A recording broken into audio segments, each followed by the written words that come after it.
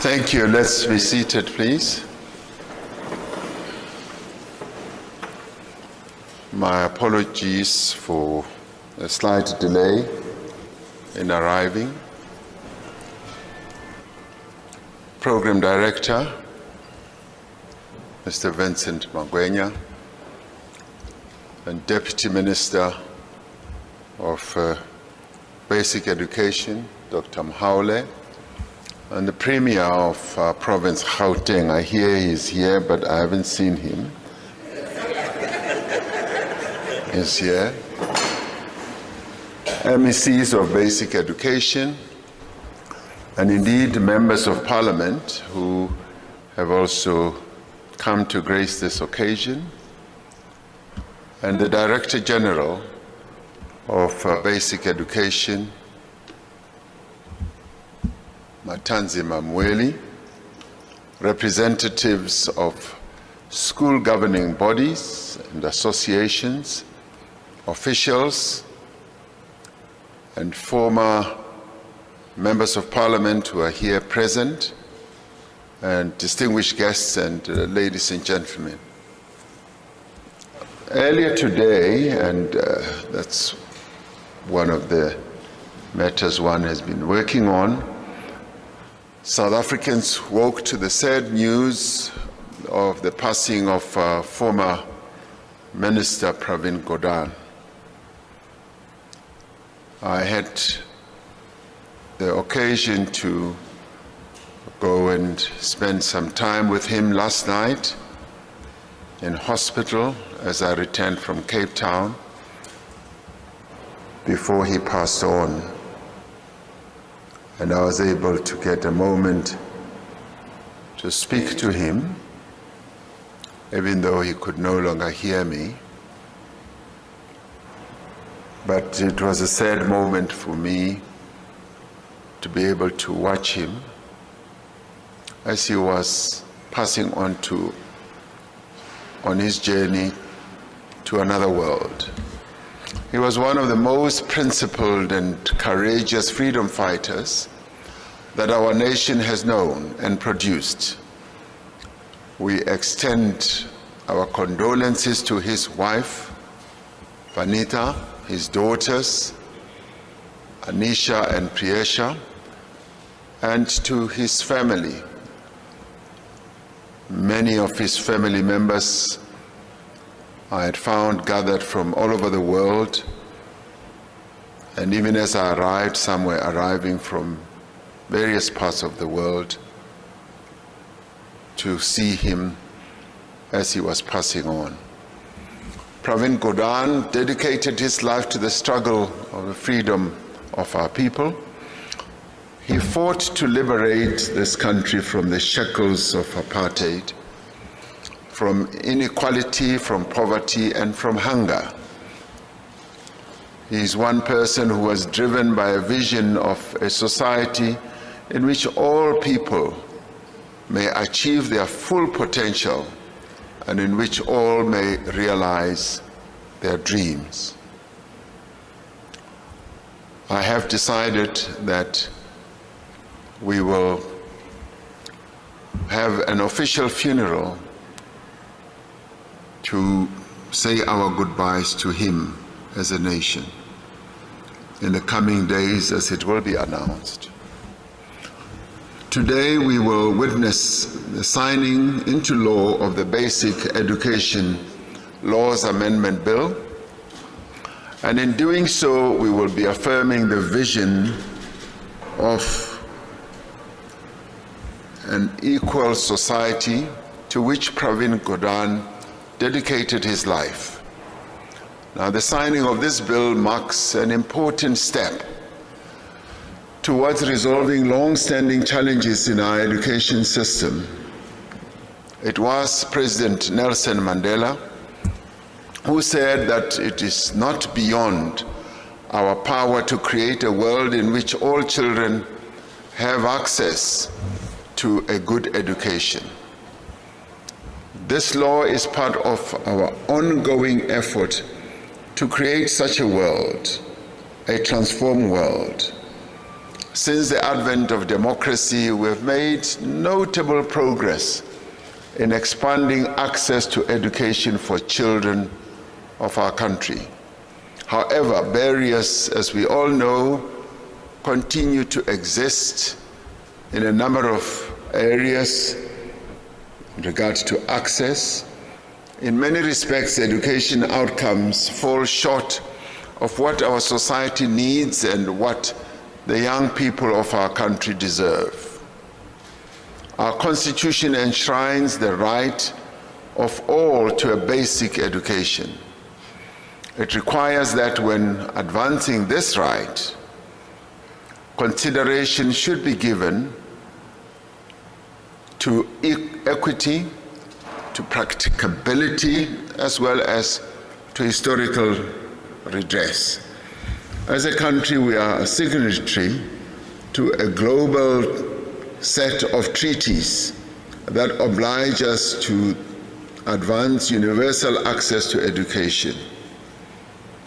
This means that our people should have equal opportunity to access education, and good education at that, regardless of their race, regardless of their national groups, regardless of their ethnicity, regardless of gender, regardless of sexual orientation, regardless of religion, regardless of physical or mental impairment. This also means that primary education should be free and compulsory. Education must be the instrument through which we uplift our nation. It must be the instrument through which we overcome poverty, inequality, and underdevelopment. Despite the progress that has been made, there are challenges in basic education that hinder our progress. We have seen cases of learners being denied admission to schools because of their language policies. We have had cases of children not being allowed back to school or to sit exams because their parents cannot pay the school fees. We have also seen great disparities in norms and standards, in governance and in access to resources that should enable our education to operate at the optimum level.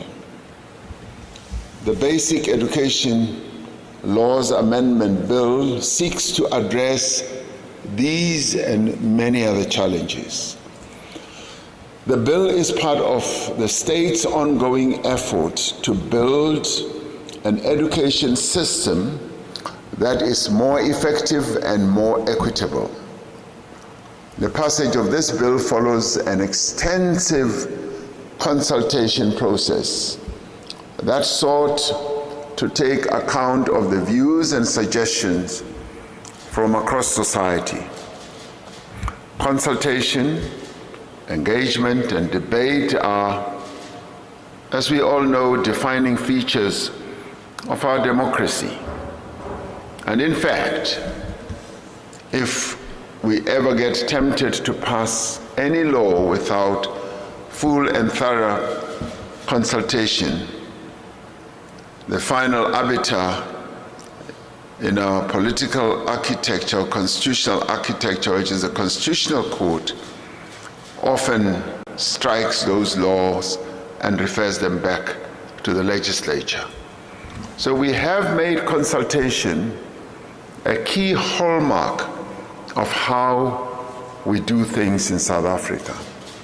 Consultation is important because it enriches the policies that are adopted and the laws that are passed. It adds many voices, many views to whatever law that we seek to pass. It lays a firm foundation also to ensure that as we pass a law, we are certain that it will have gone through the processes of thorough consultation. Now, as we proceed forward, we're now saying that we are correcting or doing what we should have done years ago.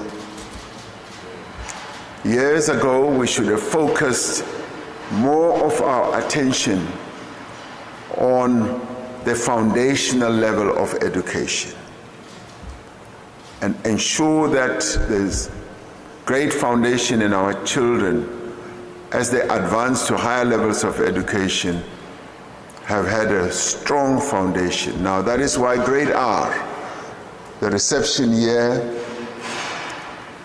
before grade 1, will now be compulsory. This will enhance our focus on early childhood development, which we should have done years ago. It will ensure now, if you talk about transformation, yes, we are a bit late, maybe 20 years late, but nonetheless, we have arrived. We should have started right from the beginning with focusing on early childhood development. But this is where we are. Because it will ensure young children are better prepared for formal schooling. We found that those children who start off in properly structured ECD centers are better prepared for schooling. This law now requires schools to apply the same standards for the admission of learners. The bill contains provisions for improving school admission policies, particularly with respect to vulnerable learners like the children of undocumented migrants. The legislation promotes greater accountability with respect to the role of parents and caregivers in ensuring children attend school consistently. I have often said that parents need to take up the responsibility of ensuring that their children do attend school. But teachers must also take up that responsibility. If children are not present at school, they need to ask themselves why those children are not at school and follow up. Homeschooling, which has become something that many parents are opting for, will now be subject to more effective regulation and oversight. And it is no longer masizenzele, you just do it for yourself. It is now going to be regulated because it is our responsibility as the state to make sure that every child in South Africa is educated. And we say this on a compulsory basis. To promote inclusivity, the new law guides schools on the development of codes of conduct that take into account respect for religious as well as cultural beliefs. This is important for fostering a more tolerant learning environment and a more tolerant society. As part of advancing diversity and inclusion, the new law advances the issue of a language policy. Schools have to consider the broader linguistic needs of the communities in which they are situated.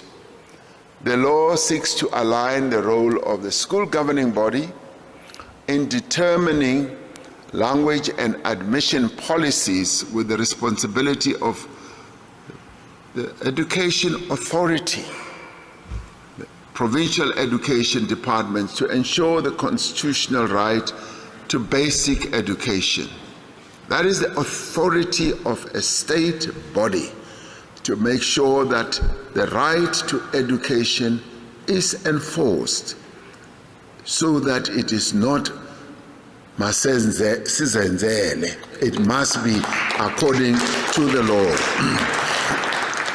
So it is important on an area as important as education that there should be state involvement, as we say there should be parent involvement as well.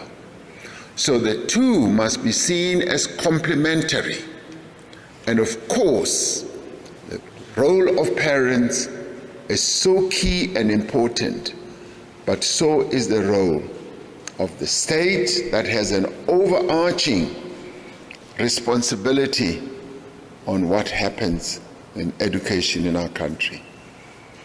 The law seeks to ensure uniformity and fairness in educational standards across all schools, and it is only the state that can do so, working together with parents. To improve safety in the learning environment, the legislation reinforces the ban on corporal punishment.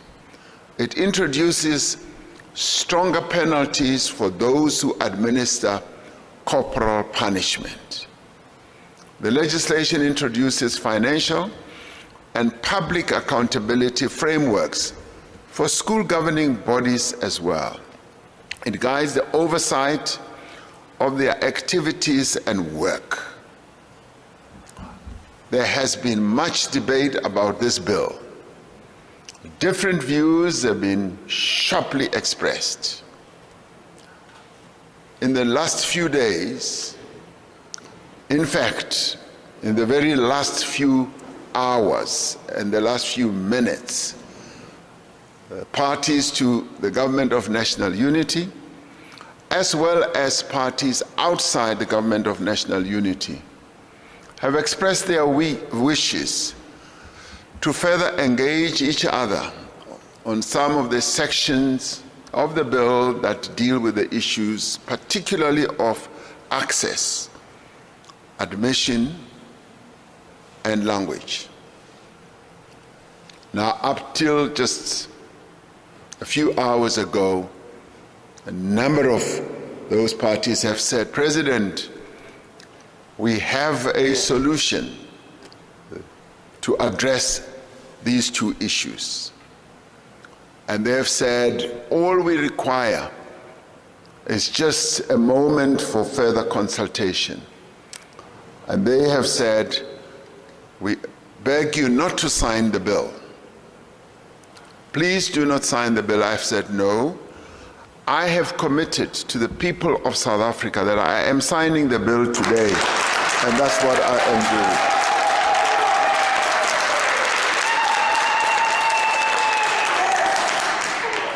I can see you're very excited.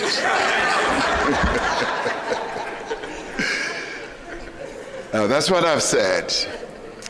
But I have also said, I am hearing you. I am listening to what you are saying. And in the spirit of cooperation and meaningful engagement, I cannot say no to engagement even at this late hour. I cannot say that. I have to say, if you do believe that these challenges can be resolved, I am going to do the following. I am going to sign the bill to give a clear message to the people of South Africa that we are proceeding with the transformation of our education system. However, as president, I'm prepared to open a window for consultation for a limited period on two clauses.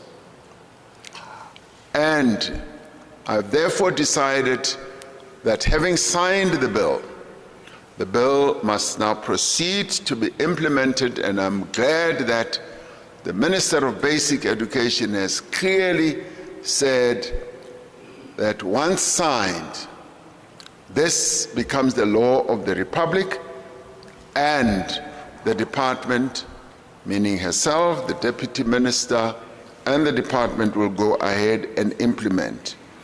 The date of implementation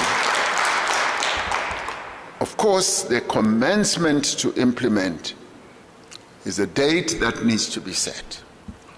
So implementation on signing should start immediately. However, I have said as President, I am willing to allow those who do believe that a solution will be found to the two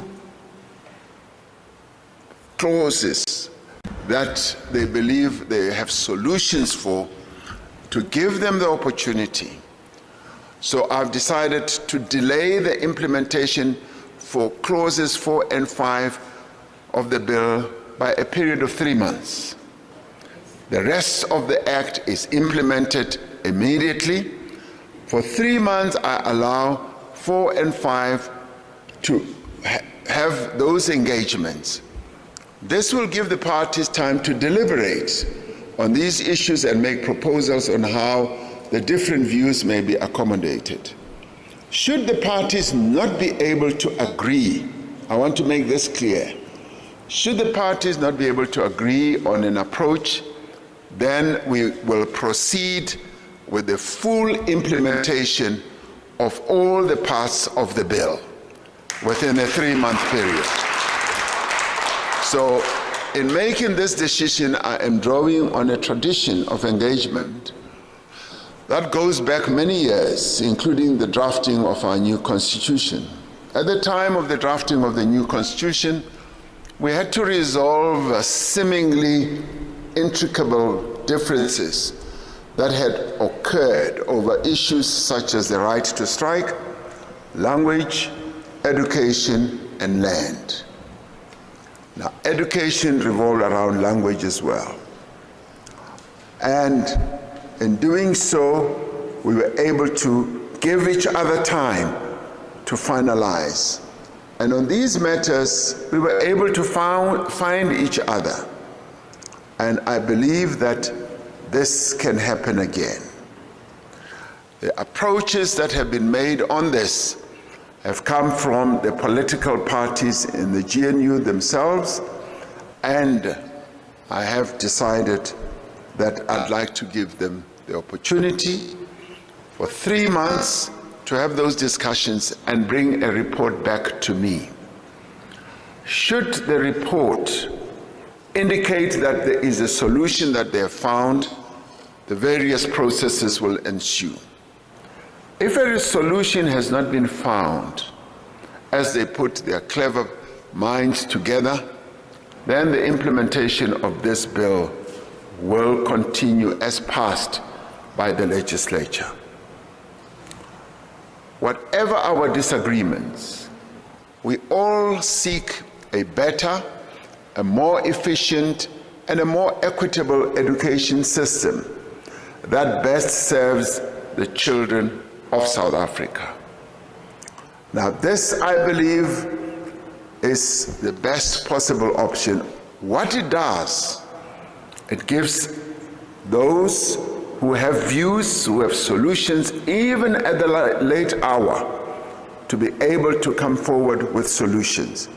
Now, I'd like all of us to be open-minded, to enter this period, 3-month period, with a great deal of confidence that solution will be found. And in many ways, it will put pressure on everyone to find a solution. But I must make it clear, if a solution is not found, the law stands as I will have signed it today. That will be the law of the Republic. We all agree on the need for a common framework for collaboration as government, as school governing bodies, and as parents, for our education system to work for all and not for some. We have to work better, we have to work in a smarter way, and in the end, we have to work in a cooperative way. And that is why I'm invoking this process for 3 months, that on a cooperative basis, a solution must be found. And if it is not found, the law I have signed stands. Let all of us work together, therefore, to ensure that all our children receive good quality education wherever they are and whatever their circumstances. It is our responsibility in the end to create social cohesion and harmony. And need to create social cohesion and harmony should not be the responsibility of some. It should be a collective responsibility of all of us. Let us take advantage of our diversity to move our country forward. And let me take this opportunity to thank all those who have participated in the process towards the passing of this important law. I know this law has been in the making for some 11 years, and finally we have arrived at a moment when we have this basic education law amendment bill. Let us now work together to build the education system that our children need and deserve. I do believe that with this way forward, we will be able to find all the solutions that we need. I am now ready, prepared, willing, able, and positive to sign this law. Thank you.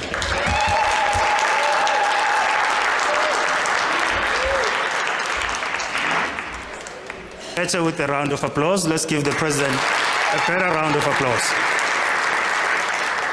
Thank you very much, Mr. President. We will now proceed with the signing of the bill. Before you put pen to paper, sir, I'd like to invite the following stakeholders to be close to the main table as you sign. Premier Lesufi, please join the President and the Deputy Minister. The Director General from the Department of Basic Education. I would like also extend an invitation to the MSCs to please join the President with the Deputy Minister and the Premier and the DG as he prepares to sign the bill.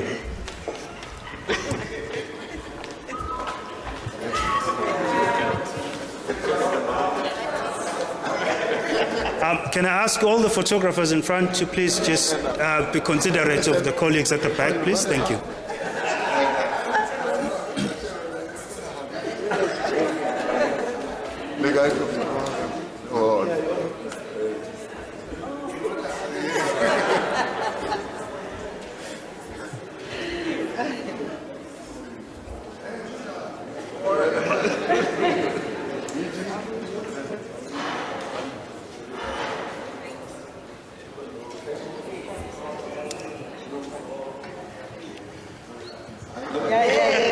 You can proceed, Mr. President, and sign.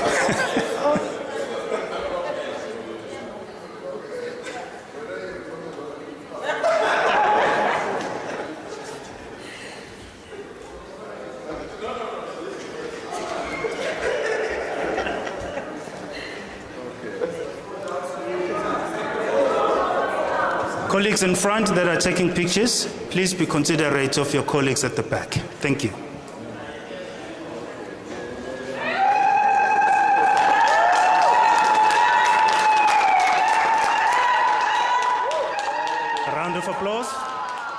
Signed, sealed, and delivered at the signing of the Basic Education Laws Amendment Bill.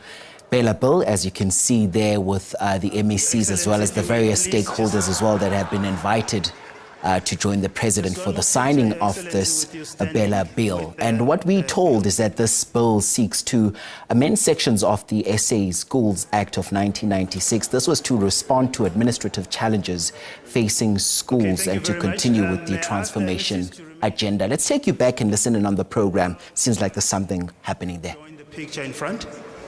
All the heads of department from provinces, if they may please come forward.